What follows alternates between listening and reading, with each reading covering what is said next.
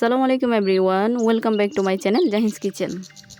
এই গরমে প্রাণ জোড়ানো পেঁপের এই শরবত পেলে আর কি লাগে বলুন তো।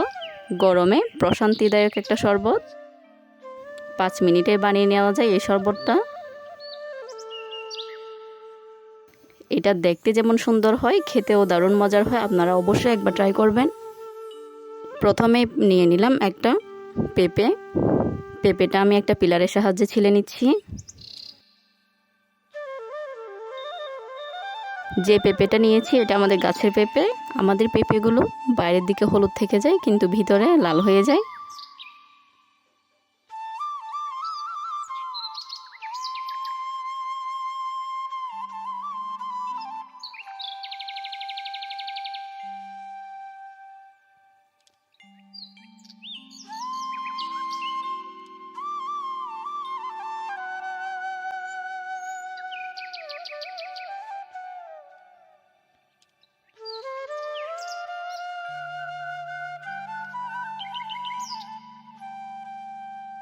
পুরো পেঁপেটা ছিলে নিয়েছি।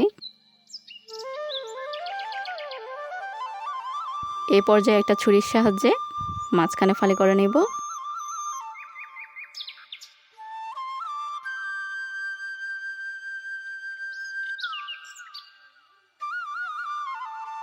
একটা চামচের সাহায্যে পেঁপের বিচিগুলো আলাদা করে নেব।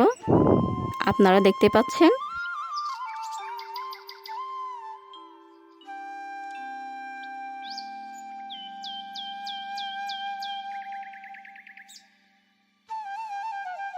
পেঁপের বিচিগুলো নিয়ে নিয়েছি।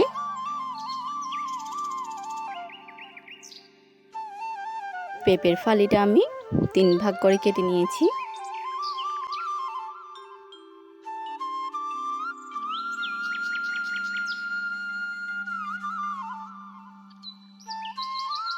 পেঁপের সাইজটা আমি কিউব সাইজ করে কেটে নিচ্ছি, যাতে ব্লেন্ডারে ব্লেন্ড হতে কোনো সমস্যা না হয়।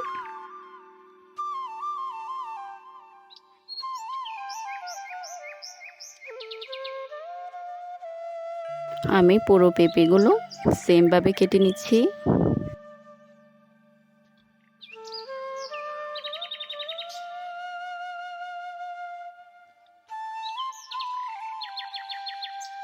সব পেঁপে আমি একই সাইজ করে কেটে নিয়েছি।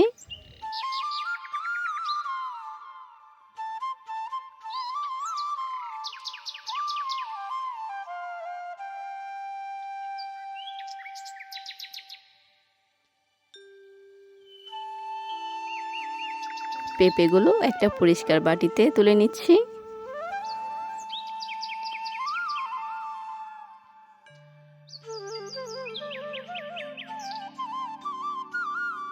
এ পর্যায়ে নিয়ে নিলাম একটা ব্লেন্ডারের জগে কেটে রাখা পেঁপেগুলো দিয়ে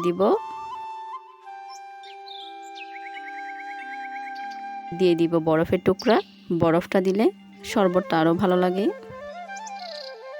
এ পর্যায়ে দিয়ে দিলাম মিষ্টি দইয়ের পুরো কৌটোটা আমি দিয়ে দিচ্ছি।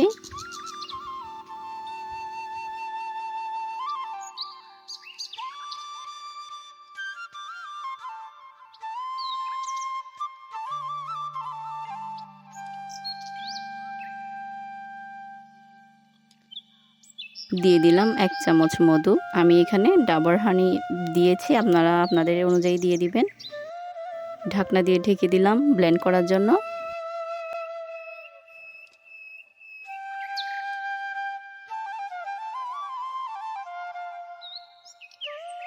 দেখুন কতটা সুন্দর হয়েছে। এখন সার্ভ করে নিব। নিয়ে নিলাম 2টা পরিষ্কার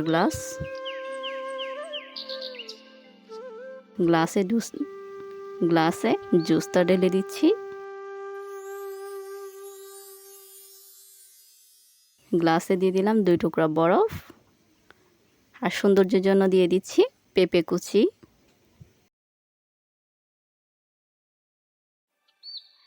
মাত্র 5 মিনিটে আপনারাও চাইলে এমন সুস্বাদু জুস বানিয়ে নিতে পারেন। দেখুন কতটা সুন্দর এবং লোভনীয় হয়েছে। এটা এই গরমের জন্য একটা পারফেক্ট একটা রেসিপি। আশা করি আজকের ভিডিওটা আপনাদের অনেক ভালো লেগেছে। ভালো লেগে থাকলে অবশ্যই সাবস্ক্রাইব করে পাশে থাকবেন। ধন্যবাদ।